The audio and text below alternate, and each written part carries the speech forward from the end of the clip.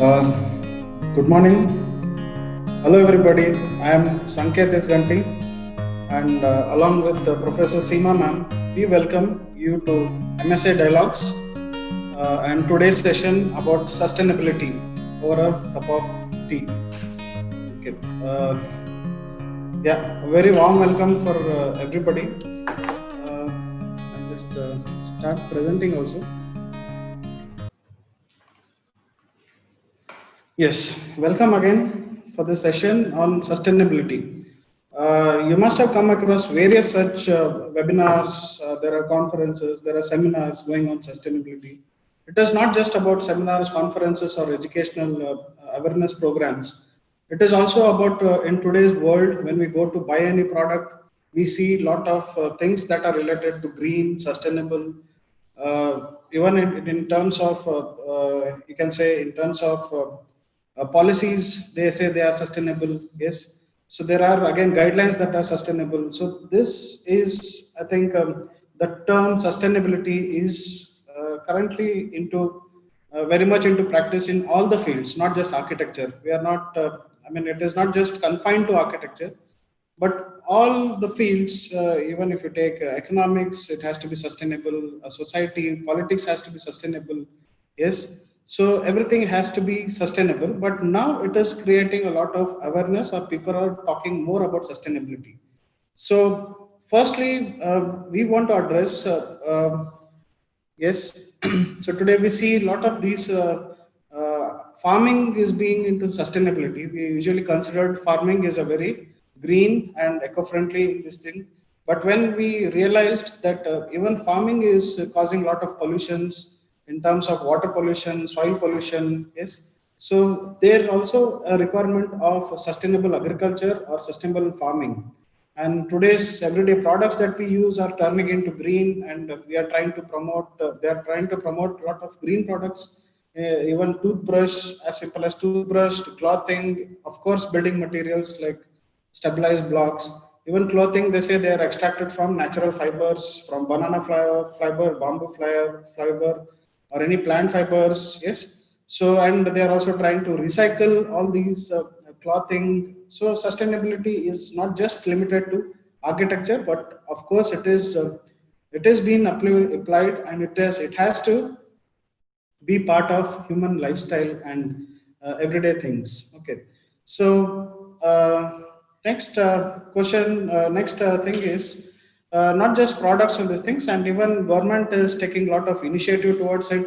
We see a lot of new organization coming up, and organization becoming more stronger and creating a lot of awareness. Yes, Griha was one. Again, you can internationally you can say lead, Briam, or any other organization that is trying to come up with new solutions for sustainability.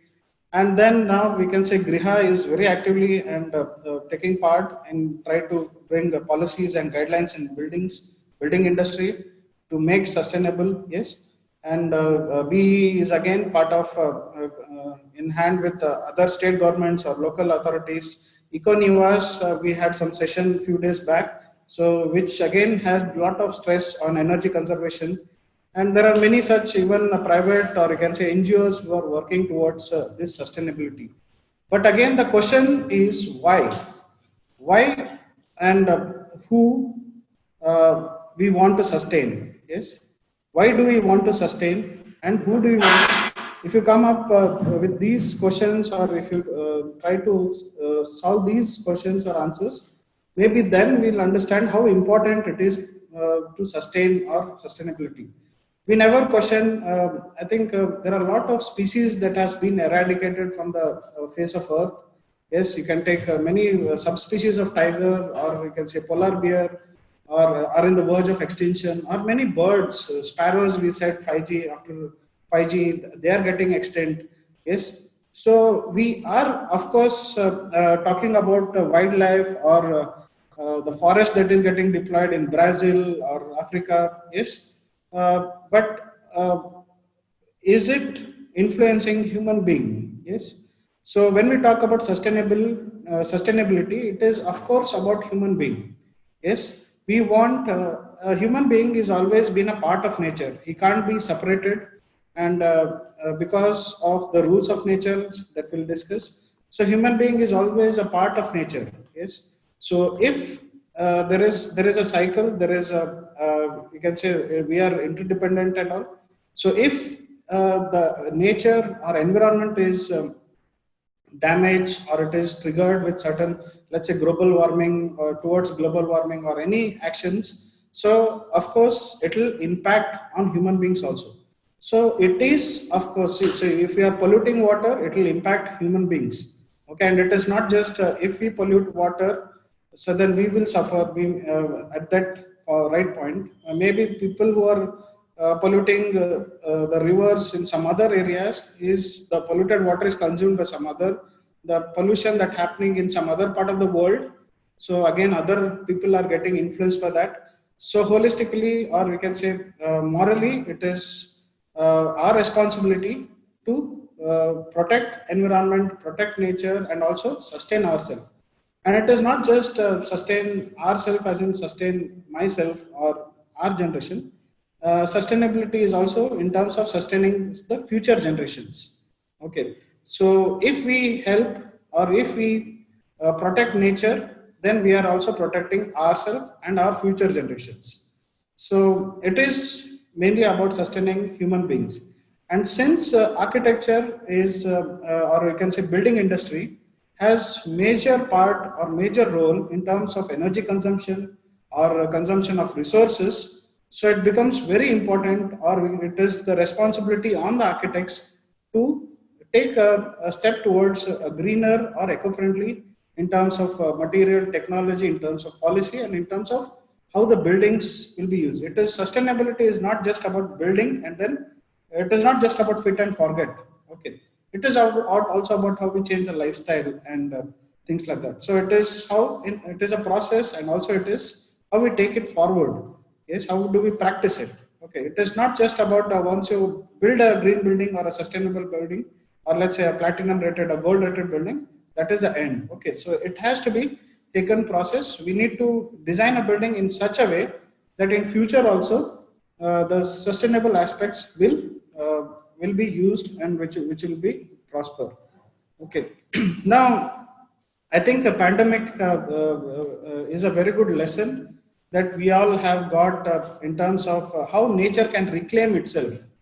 Okay, so again, you can see that there have been a lot of, again, in news we see, or in social media we see that there is huge climatic change, or you can say that there is the pollution, that is air pollution, has been coming down, the water pollution has been coming down, the wildlife is getting reclaimed. I mean, reclaiming wildlife is reclaiming its land, its rivers, yes, and it is again, there were peacocks and these things in peacocks and leopards in Bombay, in Hyderabad.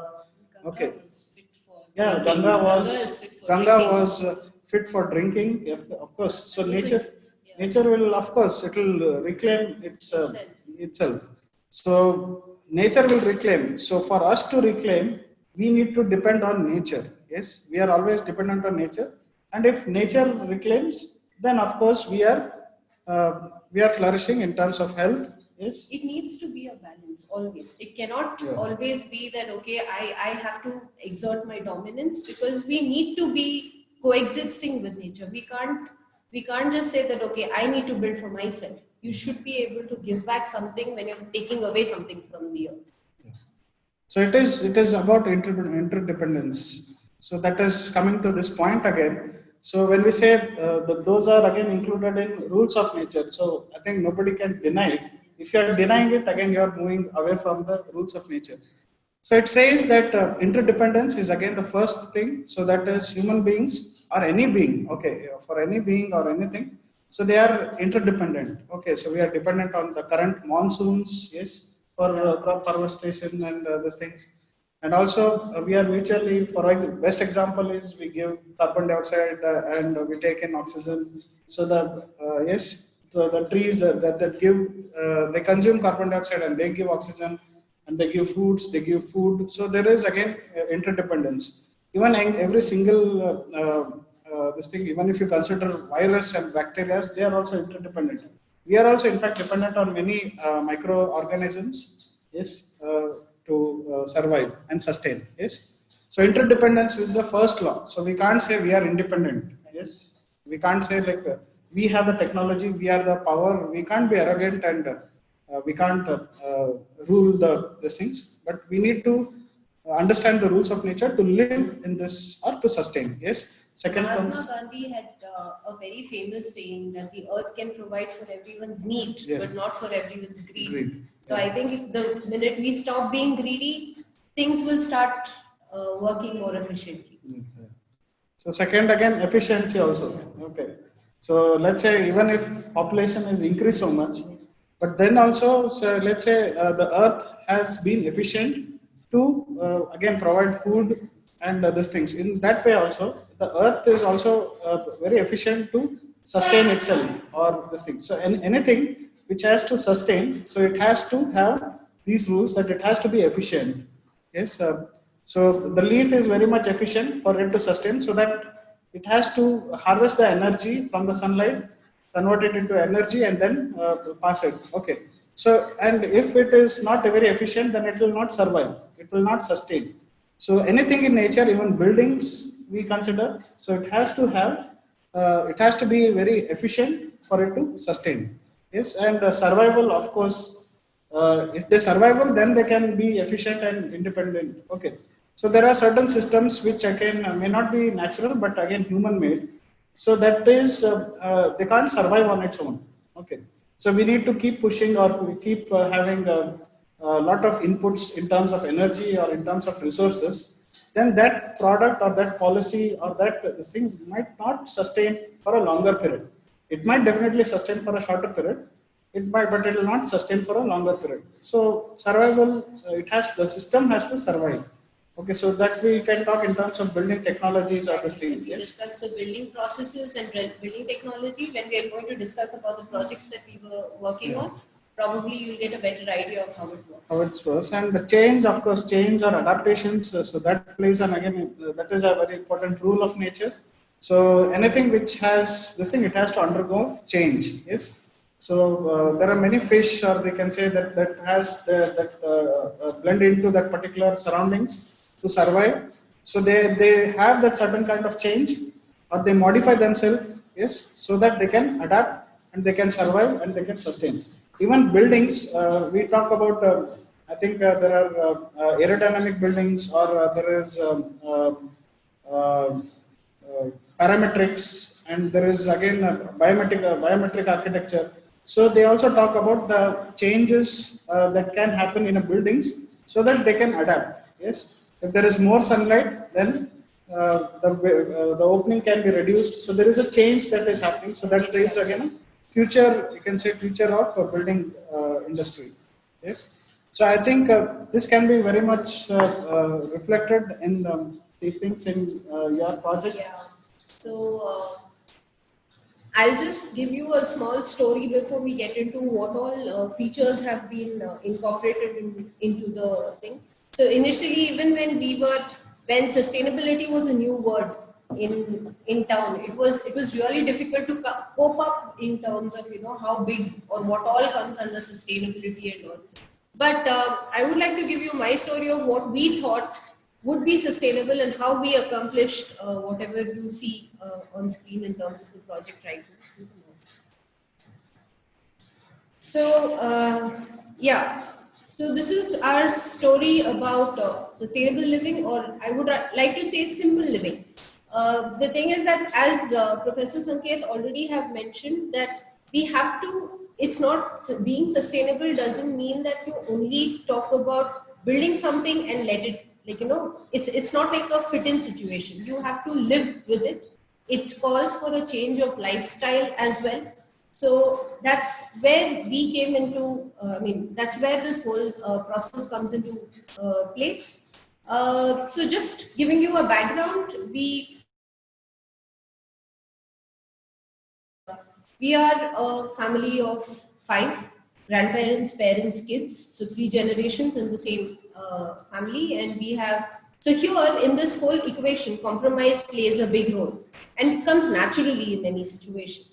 And when we wanted to build a house for ourselves, the first strongest urge that came to me was I wanted to give back to Mother Earth.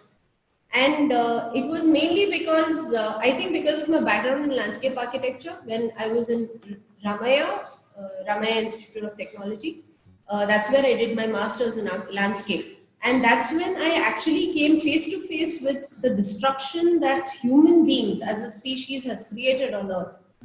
And that's also when it created such a strong urge in me to try and repair whatever I could do from my side, or we could do from our side. So ultimately, there were a few rules that we came up with that we usually started following much before we built the house, but we started following the minute we came face to face with this destruction. First thing was simple living. That's practicing minimalism, where you try to keep minimal possessions, minimal expectations, a lot of things. So you minimize the amount of things that you have or you've accumulated in your house or you want to buy. That also means that you cut down on all the luxuries that you tend to accumulate for yourself. Second thing was don't waste. So I always tell my daughter that if you leave even a grain of rice in your plate, then the rice will curse you that you left me uneaten. So we practice this with everything. We don't waste. We try as much as possible to not waste what we have at home, and somehow manage to use it. And this. Then again, as I said earlier, we wanted to give back to the earth. We wanted to do something for the earth which would probably rejuvenate it. We wanted to grow our own food so that we could, like, even when you're idle, you can spend time gardening, and it will keep you occupied even if you're idle. And thanks to coronavirus or COVID situation, we were locked up, but we had ample amount of things to do in the at home. Apart from that, you also, most of the time what we get for free, we don't value it, right? So nature also does that. It gives us a lot of things, but we don't value it. So that was one conscious step that we took. We wanted to utilize what the nature gives us. So with measures like rainwater harvesting and permeable pavements and everything, we tried to, whatever we get, we appreciated it, and we tried to repay whatever what was given to us. I think again in this pandemic situation, all of us got some free time to engage in our hobbies, and that's one thing which would probably keep all of us in a balanced state of mind. And that was another aspect we wanted to incorporate into the design. And obviously spiritual wellness. Vastu was another requirement, but then whatever I knew was enough. We didn't have to go to an expert for that. So initially when we tried designing when we came up with the design, we wanted like a single floor kind of structure. Initially we wanted 2 bedrooms, but then eventually, because we're so holistically integrated with the society, we always thought, okay, what if a guest comes in? And we thought we'd put in a 3rd bedroom as well. But it was in this plan that we realized that the garden patch that we wanted to build was pretty small. It was very, very restricted. And that kept nagging me, but then we had not started construction. It was still in the design stage. And that's when this was what, we wanted a very simple house. We are from Coorg, so Kodagu. So we wanted something that would replicate the iron manes of Kodagu. So we wanted to build something like that. And I think all of us in architecture, all I would agree. I would think all of you would agree. We all know the importance of doodling, where you go into a trance-like state and you keep doodling on your this thing, and you come up with such explicit patterns. Developing ideas. Yes, developing ideas and all, and that's when I came up with this sketch. I'm sure you would agree the importance of friends in architecture, because it was during this time that my friend, I have to give her due credit, architect Rupashri, she pestered me to try this out in the house design itself.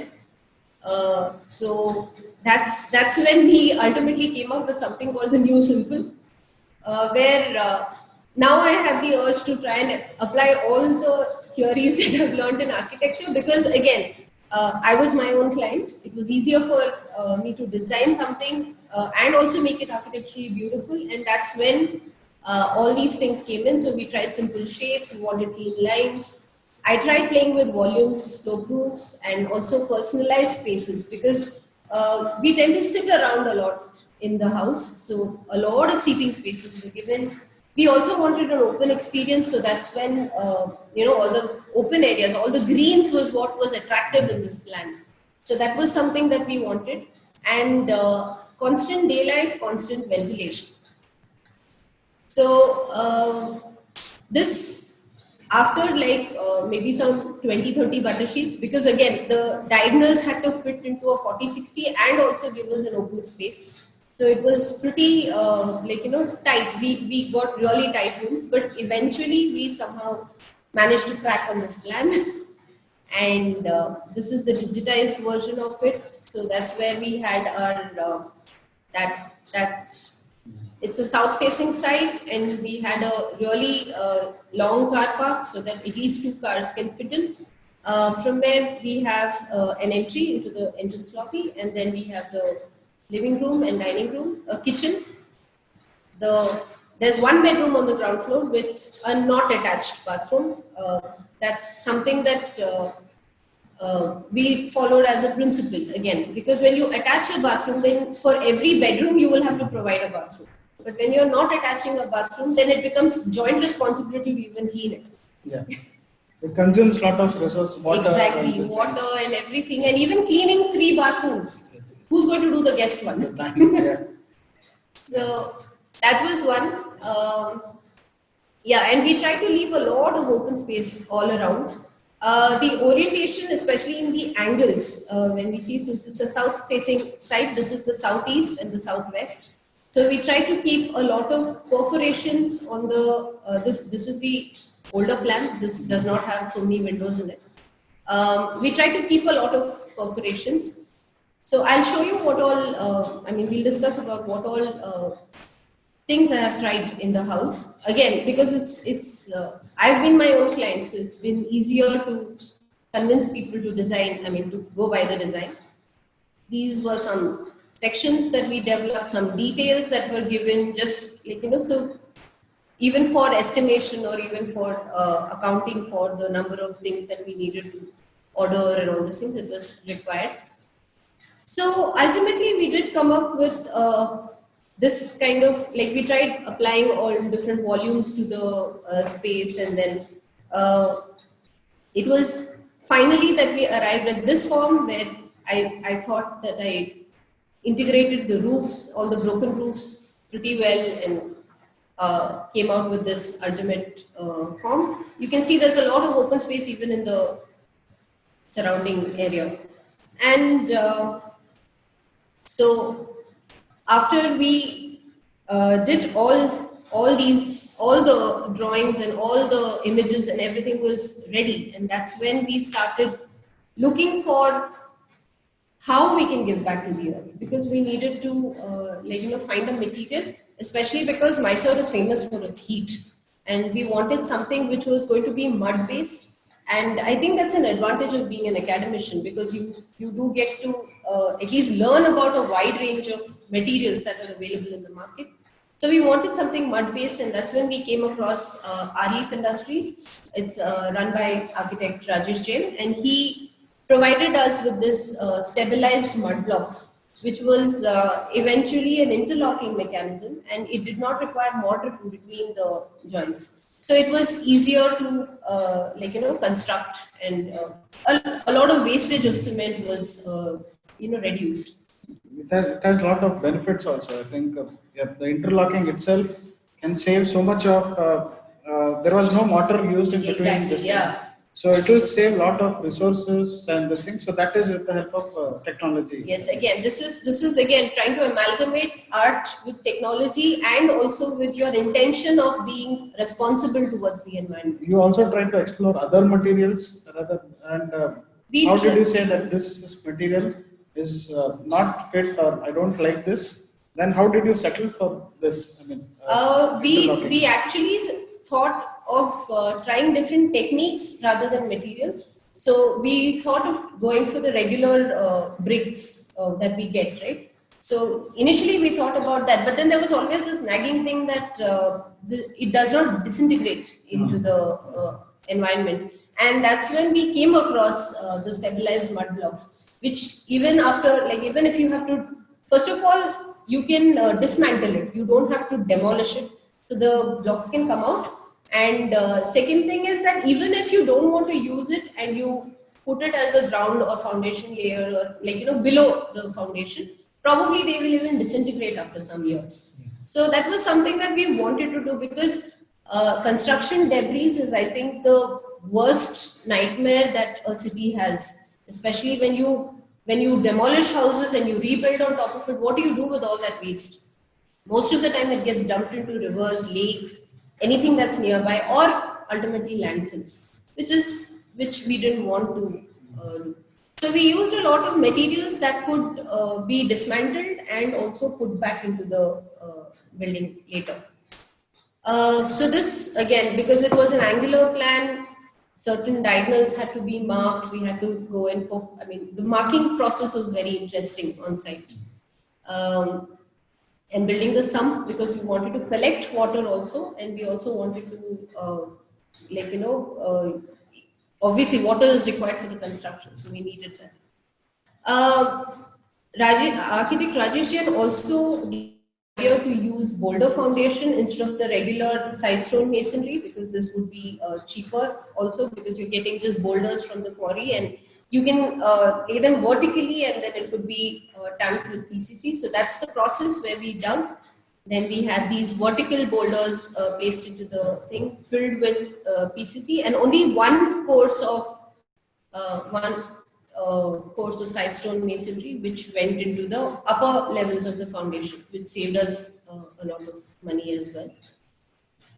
These are some unconventional ways of clarifying doubts. This was something that we used to, when we had discussions on site, and there was no paper or pen or anything available, so we just used the lime. Lime was used in building the stabilized mud blocks. So the lime residue was again chalk. So that was what was used for clarifying doubts. This was another initiative we took to go for filler slabs. Filler slabs, as we know, it reduces the amount of concrete that is going into the slab, and especially a lot of places where you don't require concrete, these blocks, they just fill in. And we also, so the reinforcement, the steel that actually went into the roof came down. It also gave a very interesting pattern to the roof. So this was another attempt, and another thing was that it absorbs a lot of heat as well because of the porosity of the material itself. We also, as I said earlier, we wanted to build something which reminded us of Coorg or Kodagu. So I had this memories of red oxide flooring in our house, in my granny's house. So I really wanted to go for red oxide flooring. We tried going for slope roofs so that all the rainwater that is falling onto the roofs could be channelized and it could be collected. And I wanted to also experiment with building a true arch. That was another opportunity I got because I was designing my own house. So these are few conventional things, vernacular stuff that we tried. One thing I was very, I was always very adamant about was the amount of daylighting that we let into the house. There are pros and cons to it, because daylighting also means you're letting that much amount of heat into it. So there were things that we thought we deliberated about and to see how to avoid the heat in the house. And that's when we actually came up with these jali blocks. So all the jali block, these are actually open permeable materials which are actually put just below the roof, so that all the heat or the hot air that gets accumulated in the house can at least rise and exit out of the building.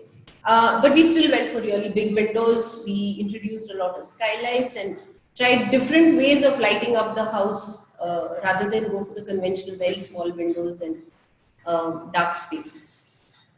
So yeah, throughout now, thanks to this, we do not have to switch on our lights till 7 o'clock, because especially during the summertime where we had daylight till 7, we didn't have to switch on the lights till 7.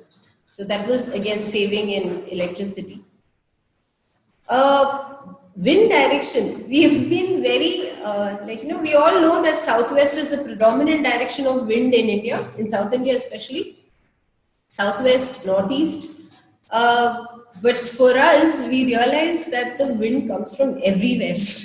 I'm not very sure how this thing happens. If you One reason might be because of lot of open spaces.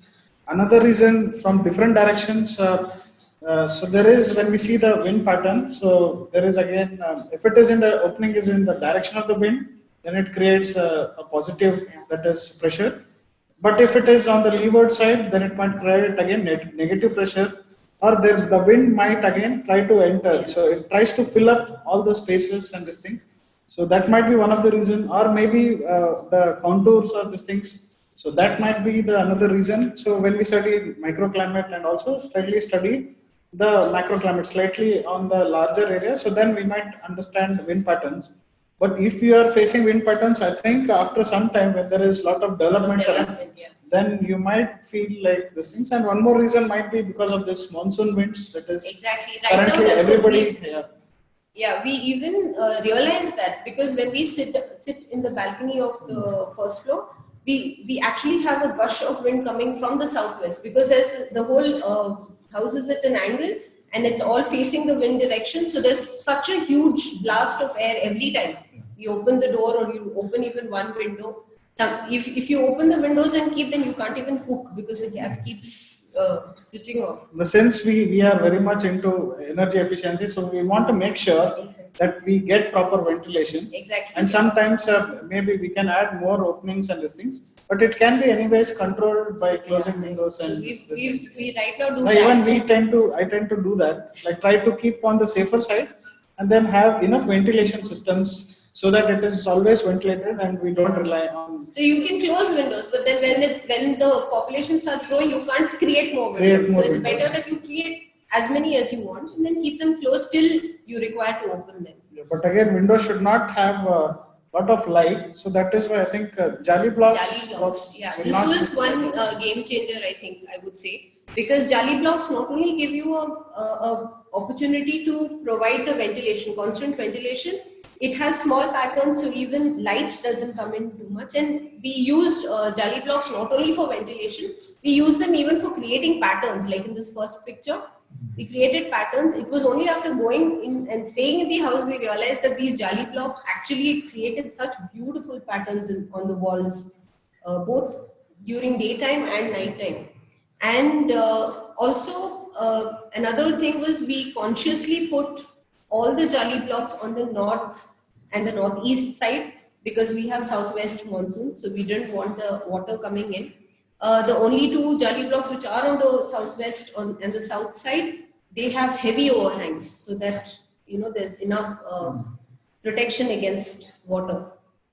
So yeah, during these rains also, we did not have too much problems with the Jali blocks, if that was like a doubt for everyone, because it was a doubt for me also. I was using Jali blocks in a residence for the first time, so it was something that even I was doubtful about, but then yeah, clarified. As I said, we would like to indulge in our hobbies. That was what kept us alive and indulged and involved throughout the lockdown period. So we even tried to create a small hobby space in the mezzanine of our floor. It can be used, right now it's being used by my kids, but even we could go and use it. That wall was created so that she could paint it on the wall. We also provided this balcony. This is where I said there's always a blast of wind coming through the balcony and into the rooms and all if the door is open. So that is again a space where we could probably have a cup of tea and all spend our evenings there.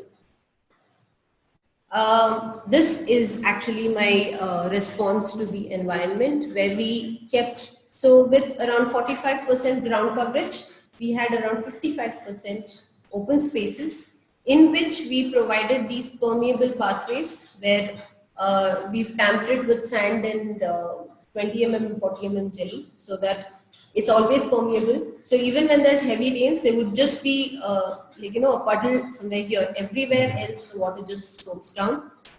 We've even created soak pits, compost pits. Compost pits, obviously, for the manure that we'll require for the whole garden area, and soak pits for the kitchen water and the washing machine water. So the water, it goes through different layers of sand, bricks, jelly, charcoal, and then goes down and seeps down into the ground. So this was what we created. We've planted quite a few vegetables, and all the roofs have gutters. All the gutters are directed in such a way that they come and fall onto a common roof. And from there, we have from 2 points. That's over this chhajja and on this roof. From 2 points, all the water is collected, water filter, and then it comes down into the sump. Yeah. So we have two sumps. One is for rainwater harvesting and one is for the corporation water. But we've created it in such a way that if the rainwater gets filled up, it automatically fills the corporation water. So then we have to collect water from the corporation only for whatever is left over. So, thanks to the rains, we've had plentiful of water for this season. And I also made an attempt of bringing the green indoors. So under the skylight, we have a small green patch. Still developing, everything is still developing. But I'm hoping I'll be able to create my own forest in another 5 years. So, yeah, what do you have to say about it? So I think I'll continue with my house, but not in so much detail. I think this is the only slide that I'm presenting for this thing. So we also try to adapt the jali wall, but we try to give local artisan some work.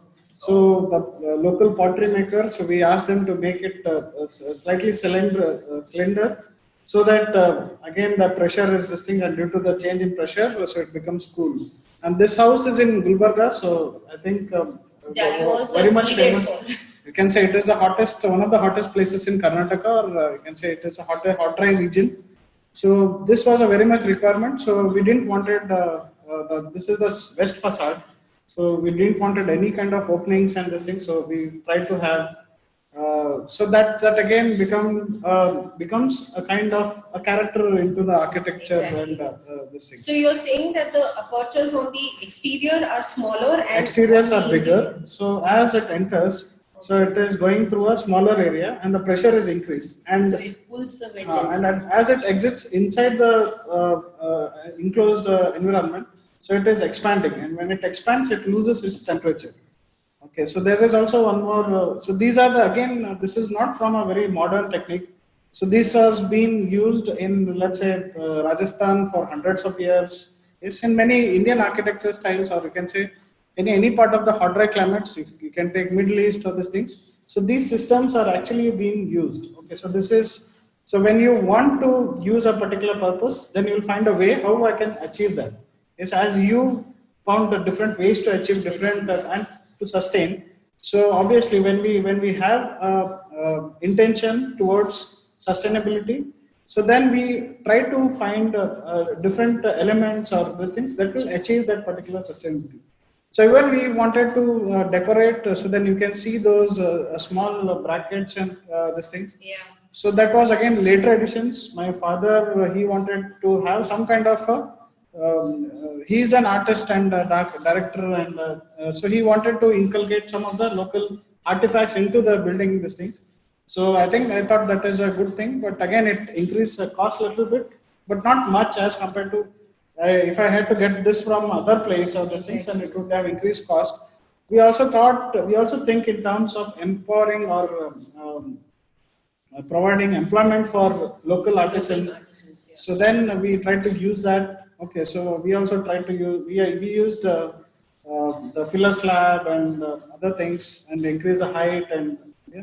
So we try to adapt. So I feel that when a human being is trying to have intentions towards that, so then he'll try to find different ways to achieve it. And I was slightly influenced again by Shankar and Navnath Kanade, who I worked with, to use this material laterite. And since it is locally available, that we said, okay, let us use. Because many people might think that if this is a good stone, then I'll try to bring it from, yeah, I'll bring marble from Rajasthan and this thing. So that is not a very sustainable. As Also, you used, yeah, yes. also that sustainability is very contextual. You can't say that okay, I will bring laterite and build it in north somewhere, yeah. or it's not. It does not even mean that you would bring marble and build somewhere in south, because it's not that way. Again, you're increasing the embodied energy. Embodied energy. So those are again yeah, very much technical. So as you said, context. So that reminds me that context in terms of clothing also. Yeah, yes. Exactly. So yeah, so initially we had certain clothing based on our cultures, our the local climate, or even the activity that people used to perform. So now it is getting all globalized. Yes, in terms of globalization, so it is not basically sustainable. So even if you're saying clothing, it is not sustainable. That Earth has not, Earth or you can say atmosphere is not designed itself to have a common clothing to throughout its whole. Yeah. So then now we are trying to not just so this thing is happening in terms of clothing, and also we see this thing is happening in terms of buildings also. Yes. So yeah, as you said, Ain Mane. So these are some of the buildings. So there is an Ain Mane. There is a house from Kerala. There is these things, but we are not trying to have a political boundary or these things, but as a regional boundary for a particular climate. So when the climate demands something, so the people, our forefathers or the people earlier generations used to design in that way so that it caters or it respects nature and it is part of the nature, and even if it belongs to nature, yes. So it responds to nature and it is sustaining. Yeah, it's also they're actually houses from different parts of South India, but still they have a very common language. Yes. If you can see, because again, climate is not defined by political boundaries. It is defined by a region. It's defined by its landforms. So we have to also look at, so you cannot say that I don't want a Kerala, I mean, I want or I don't want Kerala style architecture. Because you have to respond to your environment to have a sustainable lifestyle. Yeah. And sustainable lifestyle also means that you not only use the materials, but also maintain your lifestyle in that way. Yeah. Sometimes what happens, so there might be, it might be in some a microclimate relating to a particular place. Exactly. Let's say in a hot dry climate, if there is a large water body or a big water body, like let's say dam and these things, then the humidity is more. So then even if it is largely an hot dry climate, but because the microclimate demands you, then you might have to design for this kind of a design. Maybe different kind of design for that particular place. So the intention to show this thing is they have sustained, okay, without more effort. Yes, they have sustained by themselves once they are built, and there is very minimum amount of care or maintenance has been done, okay, for them to sustain. And even if the roofs fall, even if the tiles fall, because of it is locally available, it is very economical. To replace also. Yeah. It is engineered by local artisan. It is engineered by using local materials. So so when we see the rules of nature, so it is interdependent. Yes, because it is dependent on nature nearby. So again, it is efficient by its design, that it has the slope. Yes, so that is protecting from water, and it is efficient in terms of passive cooling. Exactly. Okay, so it is efficient, it is interdependent, it is surviving from since so long time without more of effort. So then we say when it follows rules of nature, it is very easy for that building to sustain. Even your building, it is very easy for it to sustain for a longer period. I very strongly remember one of my colleagues, she had actually said this, that being vernacular means you have to coexist with nature. You should allow nature to come in also. You cannot say that, okay, I will stay in this house, the nature has to stay outside. So you should allow the nature also to come in. And that was one attempt we made when we used the Jali blocks. We wanted the wind to come in, though we were not that adventurous enough to allow birds and all to come in, but we still attempted having wind and probably just water coming in. So again, so this is again architecture of Middle East, you can say. So they also use, so it is again blended with the nature and this thing art forms. And also those forms again will have again significant influence on the communities or the region that will again help in community building. Okay. So again, when you go to that, because of the climate, they are very closely built. Okay. And the people had developed this system by generations. Okay, so there might be like 10 generations to find out how an arch or how to build this thing. So it is a gradual and slow development trying to respond, and also with limited resources and technology. Okay, so that is, there is a lot of thing that we can learn from the vernacular architecture, and we can adapt in the current buildings. Okay, but basically the when as you said the needs and this thing, so that was sort again a theory which says that human beings, we human beings, first for survival, for basic survival, we have certain physiological needs. So those are so there we can say there is need. Okay, so when we are fully satisfied with these needs, then the next step we go for we want. Okay, so basically for initially we might say that we need clothes to protect ourselves. Then it goes like I want clothes, I want different types of clothes. Yes, I want different types of so in architecture also, maybe you say like first I need a house. Okay, I need a shelter. Okay, then you say I want a 2 bedroom, I want a bigger house. Yes, I want a club I want an area for my hobbies and maybe this thing. So there is, we go on adding to those needs. So then it becomes wants. Yes. So when we further go and we become economically more stable and this thing, so then it gets converted into desire, and that gives a you can say a cultural value or a social value. Yes. So if you are having certain things, then you are then the value in the society will increase. Okay. Status quo goes up. Status quo goes up. Okay. So this doesn't happen with any other animals or any these things with nature. Yes, they only take what is needed, and they don't go for want or desire. Okay, unless, so that is also I think we studied this Maslow's theory, Abraham Maslow's theory. We studied in this different fields of architecture. We study in terms of urban design, urban planning. Yes, so let's say first physiological needs, that is for survival. Yes. So then again, second, that is safety. We need again security of body and yes, empowerment of resources, employment of resources. Or then we try to bring more safety to more these things, and then we try to socialize. Yes. Then we need again more gadgets, or you can say these things to socialize and these things. And then we go on again higher after that to for our self-esteem. And when it comes to actualizations, then we're trying to become more creative and these things. But this has been happening even before also. But again, it was in respect to nature. If we see various art forms, like we have silk weaving, okay, so then initially it was just cloth. Yes. Then when it reaches that self-actualization, then you have a custom-made sari for a particular person. Yes, you have a custom-made, not just fabric. Again, you have a palace. Yes. So you have this things, you have a huge this thing. So this also is been happening before also, but again they never overcome the nature or rules of nature. It was within the rules of nature, but now what is happening is we are forgetting the rules of nature, and we are trying to prove that we are stronger than nature. Yes. But basically, if you see the sustainable practices in India, yes, we had again need-based the cultural these things.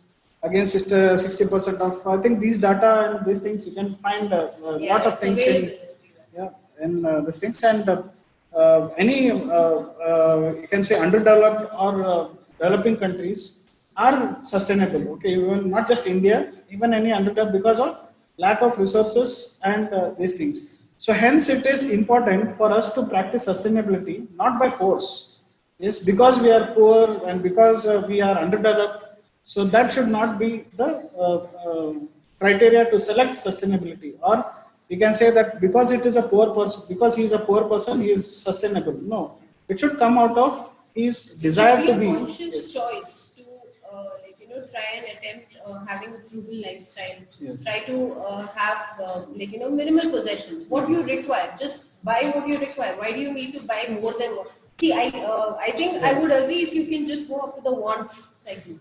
But trying to increase desires and all these, it probably just explodes the equation. I think what you said, non-possessiveness, it is called as aparigraha. So this has been, I mean, a kind of a cultural setup for these things where non-possessiveness you can say certain people in certain, the certain community, they try to achieve this so that they, by the mental status and by this thing, they achieve this so that they are in sustainable or in harmony with nature.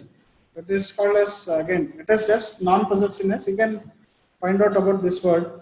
As you said, again, Gandhi's words also. Yeah. Yes, earth has enough to provide earth. So Gandhi has been always one of the examples of sustainability because he could practice what he preached. Okay, many of us may not be able to practice what we preach, but again, he could that achieve was that. one opportunity I got to when we decided to build our own house because I kept preaching this, but then when you don't show that you practice it, nobody wants to follow. Again, adoption of green lifestyle is the same. As I said earlier, also, I think just for buildings, Exactly, it is not. But since you planted the vegetables and you're doing composting, so that is again harvesting your waste and you're using that waste for again future growth. So that way it will sustain, it will survive, it will go for a longer period. So again, lifestyle assessment, or we try to have different innovations or lifestyle adaptations. Many people have designed these things like shopping malls and these things, but nowhere we see the option for electrical charging and these things. So we as an architect should take certain initiatives to make any project more sustainable by innovating certain new things and adapting lifestyle. I think lifestyle assessment and these things. So like this slide, what you can see, there is on top, there is Kutch. So this is, the question is not, are these buildings sustainable?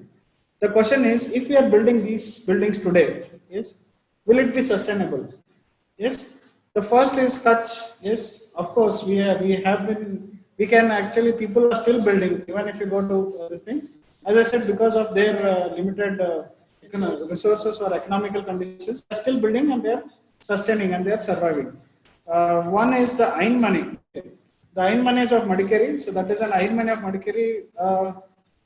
They not all Ain Manis are surviving now. Okay, because of there are you can say mainly three things. One is economics, society, and environment.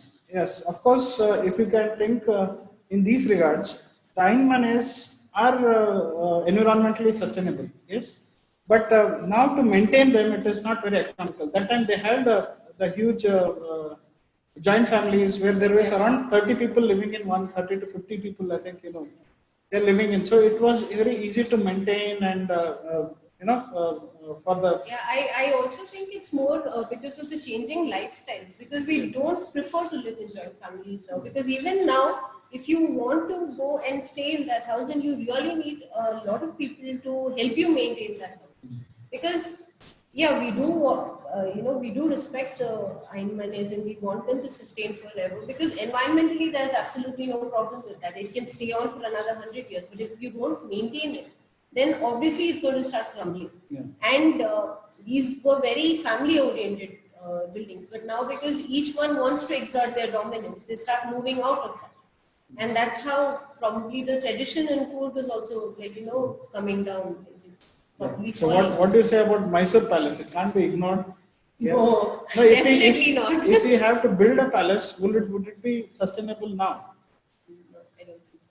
Yeah, maybe it might not be creating as environmental impact, but economics is again a major role. So again, one person may not be as these things, and also the society to accept it as a palace for this thing. So there is no need of that particular palace for a Raja where there is democracy and things like that. So you can of course build a palace. So I mean, if there is somebody who is very rich or lot of money he can build, but it will not have the social significance. So that is what heritage structures. Even I think recently one of the these things Ranbir sir said, can we build pyramids of Egypt? Yes. So maybe with technology and these things we can build, but it is not feasible. It is not sustainable. Yes. I mean, Probably the only it's one of the positives of having such a huge thing is the employment that it generates for a lot of people. So and the tourist value and everything, but that again comes under the heritage component. So then you have moral values, you have ethical values, you have holistic ideas. So here we have three. I think you can say in terms of environmental, one is strong. In terms of again society are these things. One building is strong, so other building is strong in terms of economics and these things.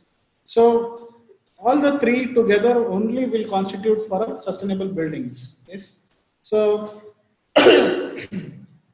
so these buildings were built to make them they were sustainable in that period of time. Yes.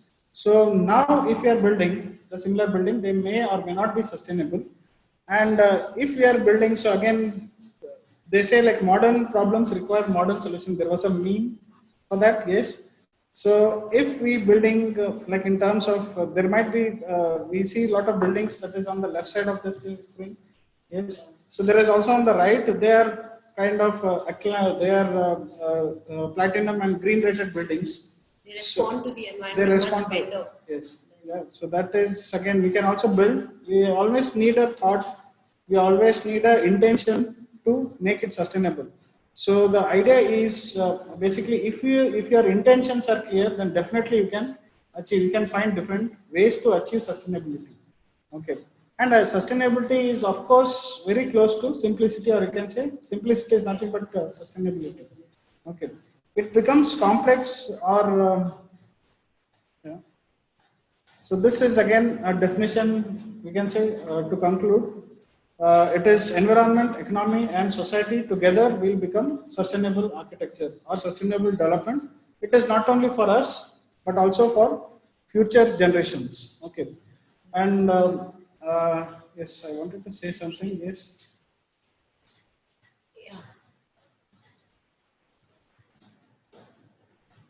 Yeah, there are various again ways of sustainability to study sustainability. So you can say sustainable. If you break down, it is majorly you can say in terms of site planning, then water harvesting and waste management, material and construction technology, and utilitarian these things, and also how it is used. Okay, so all these things are in terms of building technology. Okay, so definitely it will take I think I did a course on sustainable architecture. So it will take 1 or 2 years to study in detail these things. Definitely, it can't be shared everything over a cup of tea. Okay. Yeah. So thing is, saying that sustainability not be taught over a cup of tea, but actually you can have a thought about sustainability. And moreover, it's all based on intention. So if you really intend to contribute even 10% to the environment, I'm sure it would be the beginning of a sustainable living. So please give it a thought and try and simplify things for yourself, for the environment, and store something for the future generation. That's probably our message today. Thank you. And yeah, somebody had a question. Somebody had sent a question. Yeah. Somebody had questioned that the current EIA rules is not environmentally or democratically this thing. So I think this conversation would have given you certain answers that if it is not politically or democratic or economically, environmentally sound or environmentally sustainable, it is not a sustainable project. Okay. So it has to satisfy who says that a project, if it is economically very strong, if it is socially and culturally very strong, but it is not satisfying the, let's say, the environmental aspect, then it is not a sustainable project. Okay. So initially, I think many projects were again rated green or these things based on these three aspects. When they later realized that the environment is getting harmed even after satisfying these three things, so then it becomes a major um, aspect of. So you can say environment is a bigger umbrella in which the society, the you can say the technology, the utility, the local these things, okay, or energy efficiency will all come into this bigger umbrella of environment. Okay, at any part of the day you are harming nature, it means it will give back. Even if you say you are economically very strong, but you are harming nature, it is not very sustainable. Yes. And we also have. So luxury, so that is what we mean in terms of luxury. Luxury is very subjective. Yes. So for me, luxury might be sitting or doing agriculture and this thing, having a very good healthy lifestyle is luxury. So there are certain things like what is luxury to you. Okay, so and then you can see like whether your luxury is again following the rules of nature or is it harming the environment. Yes, so then it can be says that your luxuries are sustainable. Okay, any other question? How can you explain what's the reason behind the title for this dialogue? Okay, so this is actually that the word sustainability, green building, low energy architecture, all these things, we've had a lot of questions saying that it's so complicated, it's so difficult to analyze all these parameters and all.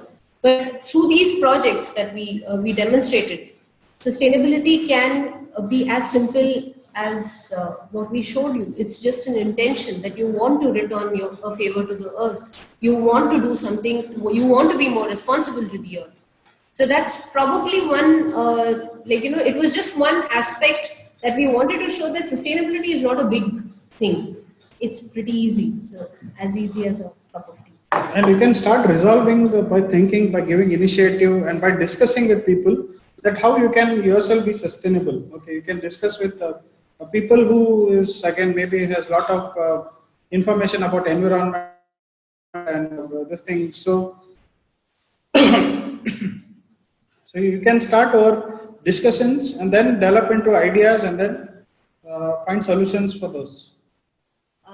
There's one more question which says, now we learned how sustainability can be included in residential projects like bungalows, but how to include it in commercial projects? Commercial projects, again, there is a greater, these things, there are many projects, commercial projects, which are actually sustainable. You can see Charles Correa's, the project that is Kolkata, this thing, so that is one of the, may not be very sustainable project, but it doesn't use AC. He tried to use passive strategies, yes. Yeah. So it is possible. Even there are some buildings in Africa, the shopping malls and these things. So they used the passive strategy, the anthill, the passive evaporative cooling that is used in anthill, and even many buildings, even say commercially. But it comes with the basic thing is acceptance and how it can be adapted, how the different technology and local materials that can be adapted in buildings. Okay, and it is very customized. Yes. It can't be same for the two different buildings. Let's say your building or my building, if any building I'm doing it sustainable, it may not be applicable, the same technology may not be applicable to your building or somewhere. Yes, so it is very contextual. So it also answers the next question which says, can you give more information about sustainable materials in construction and techniques? As he said, it's very contextual. So I cannot say that I'm building somewhere in South India and I get all the materials from North India. It does not work like that. You will have to work with the local materials available. You have to find out what are the local construction materials available in the market in that area. You will also have to try and source labor who know how to work with those materials. Only then it works for you, because otherwise there's no appropriate answer for what kind of techniques, what kind of materials would work. Even when ma'am, you started building, I think the Yeah. mud house stabilized, I tried to use in The same Gulbarga. thing, yeah. But in Gulbarga, we don't get that particular soil. And then they said we have to bring it from almost 200 or 300 kilometers. Even though that same material is sustainable, but it won't be sustainable in my place. Yeah, Okay. it would work heat-wise, but then because it's not locally available, it does not make sense. Yeah. So it is very contextual. Okay. The same, even the sloping roof or everything is very contextual in sustainability. Yes. The next one is, many a times development infrastructure projects are undertaken at the cost of the environment. How does one achieve a balance? Because economic development of backward regions is also equally important. What's your view on this? So there is EIA that is always done for any kind of development project or infrastructure development project, like let's say metro projects and this thing. So there is always the environmental impact assessment that is done. And sometimes if it is not unavoidable, they try to, let's say if you are cutting 10 trees for building a road, then they'll try make sure that you are planting, let's say 100 trees or whatever the trees to give it back to nature. Okay. And they try to use materials, try not to source it from area, like not to get soil from the forest or ecosystem. Okay. So they try to retain materials or try to find out whatever the local materials or local by using let's say natural contours or slopes and these things to achieve to engineer that particular infrastructure. Yes, it is again it is causing some impact on nature definitely, because I don't think that bigger cities or these things is not an idea of having a sustainable lifestyle. So here everybody is coming for economic and social developments, but again environment is uh, again laid back, or you can say it is slightly ignored. Yes, definitely it is ignored. So it is not a sustainable development, but of course the people demand for their for the working of, let's say, Bangalore city or any metro cities and these things, they demand certain systems to be installed for proper working or smooth functioning. Yes, now metros, it might be, yes, cutting few trees and these things, but the idea is to reduce the consumption, that is the oil, or you can say the buses and this thing that is causing pollution, and it is also using the lot of crude oil and fossil fuels. Yes, to reduce that, they try to introduce the metro systems.